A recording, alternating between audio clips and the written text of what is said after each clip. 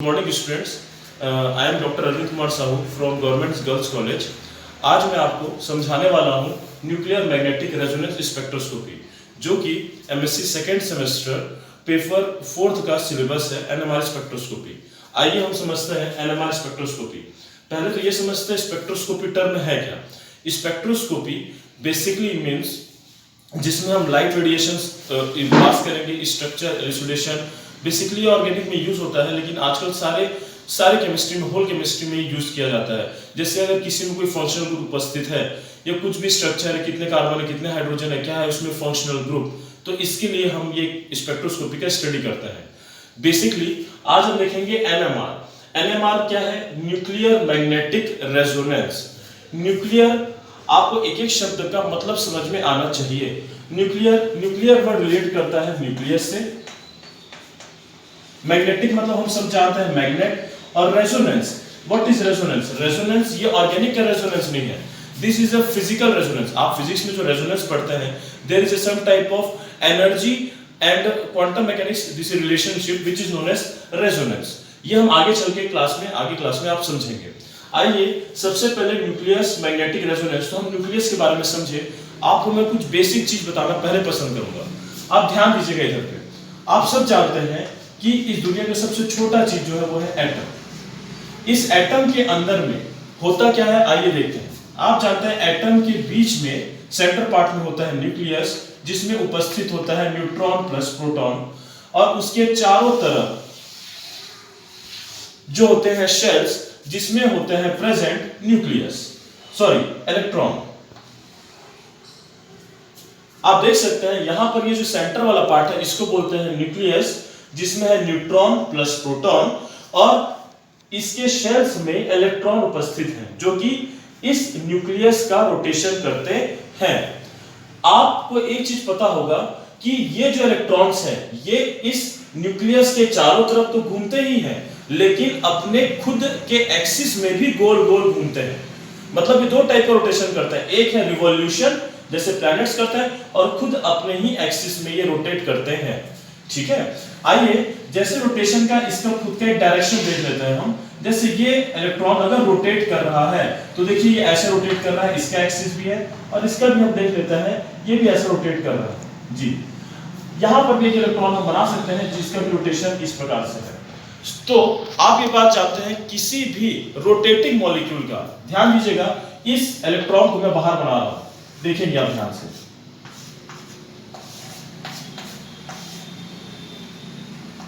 किसी भी rotating body का एक एंगुलर मोमेंटम होता है, तो उसका फॉर्मूला फॉर इलेक्ट्रॉन, उसका फॉर्मूला होता है √s s+1।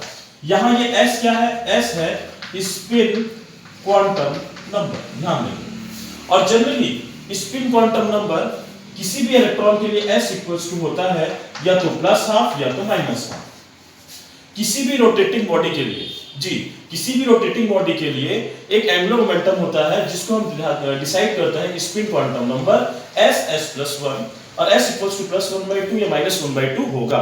अब ध्यान देने वाली बात यह है, 1924 में पॉलिंग, जो कि एक वैज्ञानिक था, उसने ये बताया था कि ये जो न्यूक्लियस है ये भी रोटेट करता है, न्यूक्लियस भी रोटेट करता है, and that is the challenging thing. जो उसने बताया, उसके बाद 5 साल बाद वो चीज प्रूव हुआ कि ये चीज भी रोटेट करता है। जैसे ही ये पता चला कि न्यूक्लियस रोटेट करता है, ये एनएमआर का डिस्कवरी स्टार्ट हो चुका था। आइए देखते हैं हम न्यूक्लियस के बारे में। ये हमारे पास न्यूक्लियस है, देखिए ये N+p, ये N+p, ये न्यूक्लियस है। तो हम पढ़ रहे हैं एनएमआर का बेसिक फंडा। ये आपको बहुत ही कम जगह देखने को मिलेगा। एनएमआर जनरली जब हम पढ़ते हैं तो डायरेक्ट हम सीधा क्वेश्चंस में आते हैं, लेकिन एनएमआर होता क्यों है ये मैं आपको समझा रहा हूं। देखिए ये आपका है न्यूक्लियस। ये न्यूक्लियस भी एक रोटेट करने का काम करता है। देखिए ये रोटेट कर रहा है, जैसे इलेक्ट्रॉन रोटेट कर रहे हैं, और इलेक्ट्रॉन का एक स्पिन क्वांटम नंबर है। ये हर रोटेटिंग बॉडी का एक एंगुलर ऑर्बिटल क्वांटम नंबर होता है, जैसे उसका फॉर्मूला ये है, वैसे ही इस न्यूक्लियस का भी एक एंगुलर मोमेंटम होगा, जिसको हम डिनोट करते हैं I+1 से। ये I यहां पर कहलाता है स्पिन क्वांटम नंबर, सेम है, बस वहां s और यहां I है। अब अंतर क्या है? इलेक्ट्रॉन के लिए स्पिन क्वांटम नंबर होता है s = +1/2 -1/2, लेकिन यहां पर आई, चूंकि ये डिपेंड करेगा न्यूक्लियस पे, और न्यूक्लियस के अंदर उपस्थित होता है प्रोटॉन, और हर एटम में प्रोटॉन्स की संख्या अलग अलग होती है। Therefore the value of I different from different, I की वैल्यू डिफर होगी अलग अलग एटम्स के लिए। सो यहां पर आपको ये समझ में आया कि भाई न्यूक्लियस भी रोटेट करता है, और एक रोटेटिंग न्यूक्लियस का भी एक एंगुलर मोमेंटम है जिसको हम फॉर्मूला से डिनोट करते हैं I+1। आइए अब आपको बेसिक फंडा मैं समझाता हूं। आपने 12th क्लास में मैग्नेटिक फील्ड चैप्टर पढ़ा हुआ है। इस मैग्नेटिक फील्ड चैप्टर में आपने पढ़ा हुआ है कि अगर आप एक वायर लेते हैं लूप के फॉर्म में, और इसमें से अगर आप चार्ज को पास करें प्लस और माइनस, चार्ज का फ्लो आप देखेंगे ऐसा हो रहा है। जिस तरीके से ये फ्लो हो रहा है, आप अगर देखें पॉजिटिव से नेगेटिव की ओर, या फिर आप बोले नेगेटिव से पॉजिटिव की ओर, दोनों तरफ से फ्लो हो सकता है। तो जब ये चार्ज फ्लो होता है तो इसके चारों तरफ एक मैग्नेटिक फील्ड क्रिएट हो जाता है, चाहे वो पॉजिटिव से नेगेटिव की ओर जाए, चाहे वो नेगेटिव से पॉजिटिव की ओर जाए, एक मैग्नेटिक फील्ड क्रिएट होगा चारों तरफ। तो आप एक बात को समझ लीजिए, जो मैग्नेटिक फील्ड क्रिएट होगा, आप जानते हैं मैग्नेट में साउथ पोल और नॉर्थ पोल होता है। तो आइए उसका डायरेक्शन चेक करते हैं। अगर मेरा हैंड का फ्लो हो, अगर इलेक्ट्रॉन का फ्लो होता है, तो देखिए अंदर डायरेक्शन उल्टा हो जाएगा, पीछे चला जाएगा नॉर्थ पोल और सामने आ जाएगा साउथ पोल। तो चार्ज, अगर कोई भी चार्ज फ्लो होता है, तो चार्ज जब फ्लो होगा तो उसके आसपास में एक मैग्नेटिक फील्ड क्रिएट हो जाता है, और ये थंब रूल से हम उसका डायरेक्शन डिसाइड कर सकते हैं। आइए हम इलेक्ट्रॉन के लिए देखें। इस इलेक्ट्रॉन के लिए आप देख रहे हैं ये डायरेक्शन ऐसा है, ये डायरेक्शन ऐसा है, मतलब ऊपर है नॉर्थ पोल और नीचे है साउथ पोल, और इसके लिए सेम ये होगा साउथ पोल, नीचे होगा नॉर्थ पोल। यही सेम केस हमारे न्यूक्लियस के लिए भी है। न्यूक्लियस यहां देखिए रोटेट कर रहा है ऐसा, तो ऊपर होगा साउथ पोल और नीचे होगा नॉर्थ पोल, और यहां पर ये उल्टा रोटेट कर रहा है, तो ये होगा साउथ पोल और नीचे होगा नॉर्थ पोल। इस तरीके से कोई भी रोटेटिंग बॉडी जिसमें चार्ज अवेलेबल है, उसके चारों तरफ एक मैग्नेटिक फील्ड क्रिएट हो जाता है। हम यहां से ये समझ सकते हैं, जी बिल्कुल, मैग्नेटिक फील्ड दोनों में, चाहे वो इलेक्ट्रॉन का केस हो, चाहे वो न्यूक्लियस का केस हो, एक मैग्नेटिक फील्ड क्रिएट होगा। आइए यहां पर आपने ये तो समझ लिया कि न्यूक्लियस से क्या जरूरत था, मैग्नेटिक का क्या जरूरत है, ये आपको समझ में आ गया। हमारा टारगेट है पूरा सिर्फ न्यूक्लियस पे, और मैग्नेटिक फील्ड यहां पे क्रिएट हो चुका है। अब आगे आप देखेंगे, अगर आप इस मैग्नेटिक फील्ड, ये जो न्यूक्लियस है, अगर आपने इसको एक एक्सटर्नल मैग्नेटिक फील्ड में रखा, आइए हम रेजोनेंस में समझा रहा हूं आपको, मोस्ट इंपॉर्टेंट थिंग। आप ये न्यूक्लियस है, देखिए यहां पर ये उपस्थित है, यहां पर है N+P, और ये किसी भी डायरेक्शन में, जब हम न्यूक्लियस को फ्रीली छोड़ देते हैं, तो ये न्यूक्लियस किसी भी डायरेक्शन में रोटेट करता रहता है।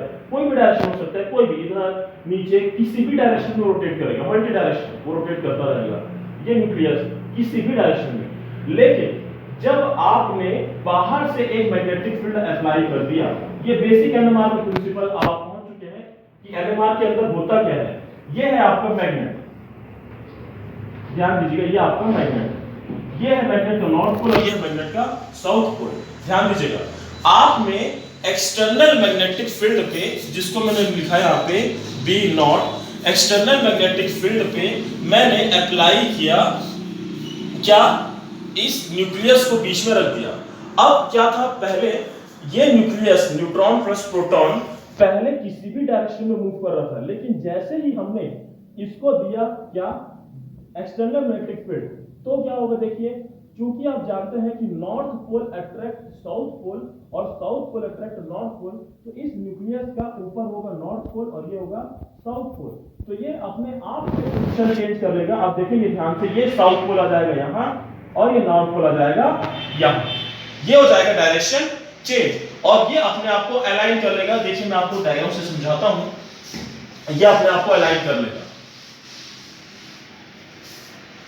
ये एक्सटर्नल मैग्नेटिक फील्ड था, और इस न्यूक्लियस ने अपने आप को अलाइन कर लिया। देखिए ये नॉर्थ पोल, ये साउथ पोल, और ये इस न्यूक्लियस का साउथ पोल और ये इसका नॉर्थ पोल, ये इसने अपने आप को अलाइन कर लिया। इस तरीके से अलाइनमेंट चेंज हो जाता है। अब ध्यान दीजिएगा, अगर मैंने बाहर से कोई रेडिएशन दिया, इसको बाहर से कोई रेडिएशन दिया, ध्यान देना बात को, जब ये एक्सटर्नल मैग्नेटिक फील्ड के प्रेजेंस में ये जो न्यूक्लियस है अपने आप को अलाइन करता है, इसका मतलब है इसकी एनर्जी हो गई मिनिमम, एनर्जी मिनिमम, स्टेबिलिटी ज्यादा। अब अगर मैंने बाहर से इसको कोई रेडिएशन दिया, एक्सटर्नल रेडिएशन दिया इस न्यूक्लियस को, तो ये न्यूक्लियस उस एनर्जी को एब्जॉर्ब करेगा और एब्जॉर्ब करके ये अपने पोजीशन को चेंज करेगा। एग्जैक्टली तो ये जो रेडिएशन जितना इसको लगना है ताकि ये रिवर्स हो सके, मतलब क्या होगा, यहां पर न्यूक्लियस आ जाएगा यहां पे, सॉरी नॉर्थ पोल आ जाएगा यहां पे और साउथ पोल आ जाएगा यहां पे। इसी प्रोसेस को बोला जाता है रेजोनेंस। इस रेजोनेंस के प्रोसेस में कितना एनर्जी लगा, इसी कारण से ये डिपेंड करेगा कि हम रेडिएशन दे रहे हैं और कितना एनर्जी ये एब्जॉर्ब किया ये न्यूक्लियस, कि नॉर्थ पोल आ गया इधर और साउथ पोल आ गया इधर। इसको बोला जाता है रेजोनेंस। ये मोस्ट इंपोर्टेंट फंडा। आपने अभी तीनों चीज समझा कि न्यूक्लियर क्या, न्यूक्लियस, मैग्नेटिक फील्ड, क्योंकि कोई भी चार्ज पार्टिकल रोटेट करता है तो मैग्नेटिक फील्ड क्रिएट होता है, और रेजोनेंस, इसको रेजोनेंस बोला जाता है। आपको बेसिक फंडा एक चीज और बता दें हम, देखिए आप सब जानते हैं s ऑर्बिटल में हम इलेक्ट्रॉन फील करते हैं up spin and down spin. तो आप ये भी समझ लीजिए अगर कोई इलेक्ट्रॉन रोटेट करता है, जैसे ये इलेक्ट्रॉन है रोटेट कर रहा है, तो आप जानते हैं देखिए कि एक अप बनता है और एक डाउन बनता है। तो हम आपको एक बात बताते हैं क्यों ऐसे बनता है, इसके मतलब इसका रीजन क्या है। तो जब कोई इलेक्ट्रॉन घूमता है तो ऊपर में होता है, अगर वो क्लॉकवाइज घूमे तो ऊपर होता है नॉर्थ पोल और नीचे होता है साउथ पोल, और अगर कोई एंटी क्लॉकवाइज घूमे तो एक होता है साउथ पोल और नीचे होता है नॉर्थ पोल। अगर यहां पर भी नॉर्थ पोल हो जाता तो नॉर्थ पोल आपस में क्या करते हैं, रिपल। आप जानते हैं same charges ripple each other. इसी कारण से देखिए ऊपर में है, यहां पर एक है नॉर्थ पोल और दूसरा इलेक्ट्रॉन है साउथ पोल। इसी कारण से ये दोनों इलेक्ट्रॉन एक दूसरे को अट्रैक्ट करके रखते हैं और इसकी वजह से ये स्टेबल हो जाता है। इसी कारण से हम इस इलेक्ट्रॉन को किसी भी कक्षक में, ऑर्बिटल में ऐसा फिल करते हैं। ये है मेन रीजन कि आखिर क्यों आप ऐसा फिल करने का टेक्निक अपनाते हैं। ठीक है, ये बात को आप समझ चुके हैं जी। आइए, ये तो एनएमआर का बेसिक था। अब इसके आगे हम एनएमआर को, चूंकि हमारे एमएससी के सिलेबस में क्वेश्चंस आते हैं, पहला नंबर ऑफ सिग्नल निकालना, नंबर ऑफ सिग्नल, दूसरा पोजीशन ऑफ सिग्नल,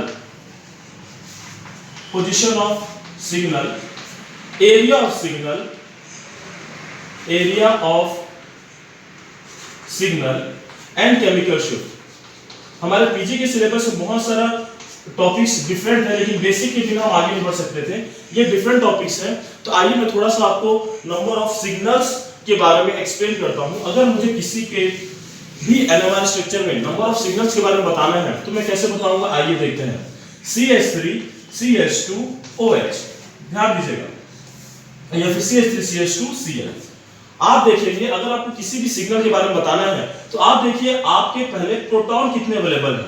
देखिए यहां पर CH3 में प्रोटॉन है, यहां CH2 में प्रोटॉन है, यहां जो कार्बन है वो इस Cl के साथ जुड़ा है, मतलब इस कार्बन के साथ जो हाइड्रोजन है उसका एनवायरनमेंट अलग है।